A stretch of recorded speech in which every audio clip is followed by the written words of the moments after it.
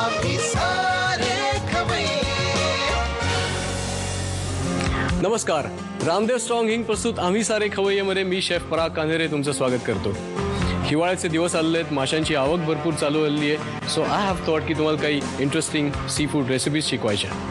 वेल, आपल्या इंडियाला 2 coastal parts आहेत. एकीकडे आपल्याला गोड्या पाण्यातले मासे मिळतात, एकीकडे खाऱ्या पाण्यातले मासे मिळतात.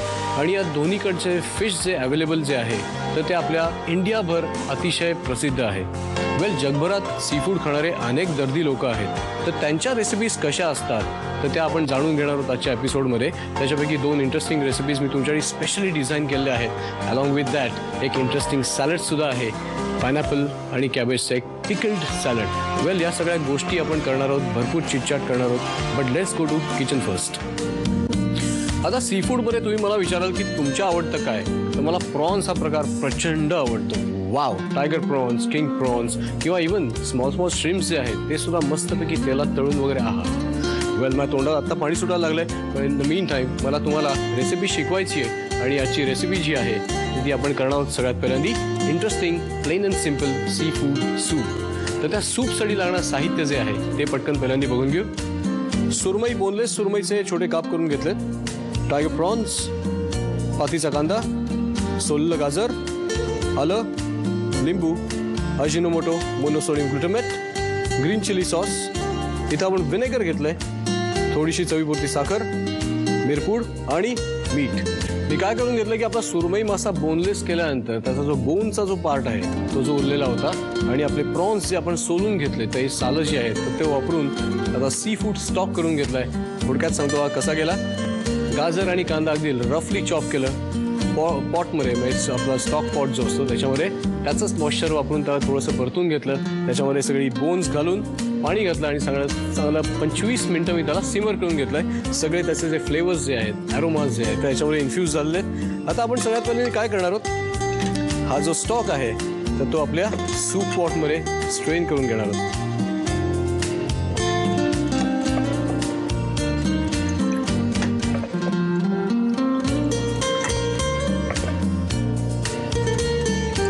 आता स्टॉकमध्ये गाजर आणि कांदा घालण्याचं कारण काय, युजली आता सगळीकडेच काय सेलरी मिळते असं नाही, पण सेलरी जर तुम्हाला मिळाली तर त्यात थोडीशी सेलरी सो घातली त्याचा स्वाद फार सुरेख येतो.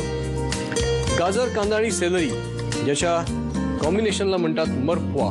It's a French word.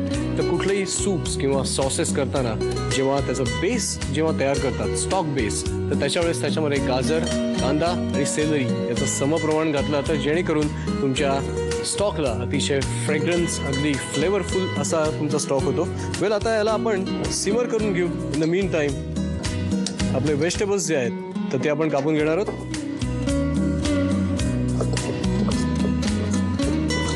आता या गाजराच्या डायसेसला कुक व्हायला जेवढा वेळ लागणार आहे एक्झॅक्टली दॅट मच टाईम आपले जे टायगर प्रॉन्स जे आहेत तर त्याला लागणार आहे. आता हा जो शेपटाचा जो पार्ट आहे तो आता परत आपण तो पूर्णपणे आपण त्याला पील ऑफ करून घेणार आहोत. अगदी डेलिकेटली जेव्हा तुम्ही त्याला पील ऑफ करता मधल्या साईडला एक जस्ट स्लिट देऊन त्याच्यामधलं जे इंटेस्टाईन म्हणजे जो काळा जो धागा असतो तो काढणं अतिशय आवश्यक असतं. कारण कसं आहे की ते त्याचं इंटेस्टाईन असतं आणि काही जणांना पोटाचे विकार त्यामुळे होऊ शकतात. Some people are allergic to that आणि चान्सेस कशाला घ्यायचे. तर आता हे जे प्रॉन्स जे आहेत तर ते आपण या सिमरिंग स्टॉकमध्ये घालणार आहोत अलॉंग विथ गाजराचे तुकडे. आता पातीचा जो कांदा आहे त्याचा पांढरा भाग जो आहे तो आपण फाईन ज्युलियन मध्ये कापून घेणार आहोत.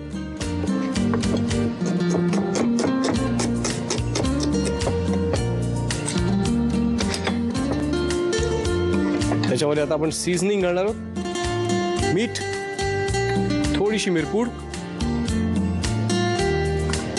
आणि आता याच्यामध्ये आपण घालणार आहोत हे आल्याचे ज्युलियन्स.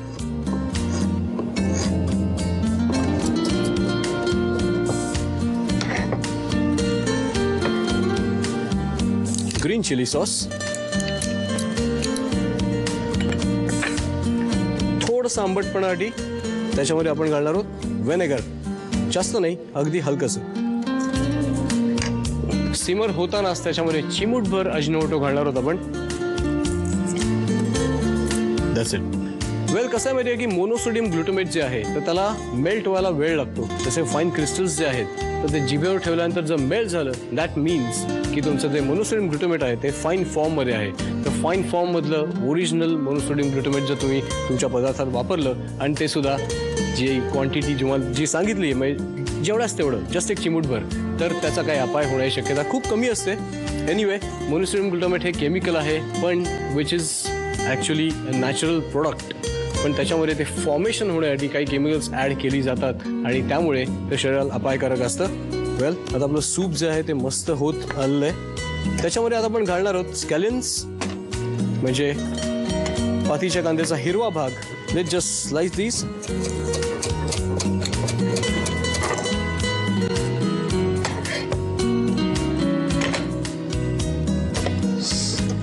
लवली सुरमईचे बोनलेस तुकडे.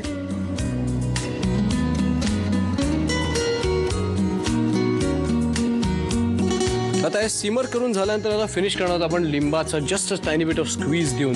कारण कुठलाही सी फूडचा जो पदार्थ असतो त्याच्यावर लिंबाचा रस असणं अतिशय आवश्यक असतं. वेल मी मला सूप जे आहे ते चांगलं सिमर करून घेतो. फॅन्टॅस्टिकली सिमरिंग जे सी फूड सूप आहे तर ते आपण चांगलं सिमर करून घेतलंय. It's almost ready. त्याला आता फिनिश करण्यासाठी we just have to give it a drizzle of lime juice. त्याला जस्ट मंद आचेवर ठेवू आता आणि त्याच्यामध्ये लिंबाचा रस जस्ट असा स्क्वीज करून घालायचा. वेल सूप जे आहे आपलं ते तयार आहे ऑलमोस्ट. तर या अर्दन सूप पॉटमध्ये त्याला आपण काढून घेऊ.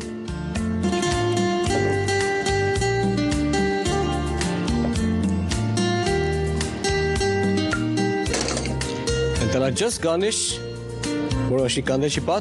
वेल it's a lovely soup. Let me just taste it.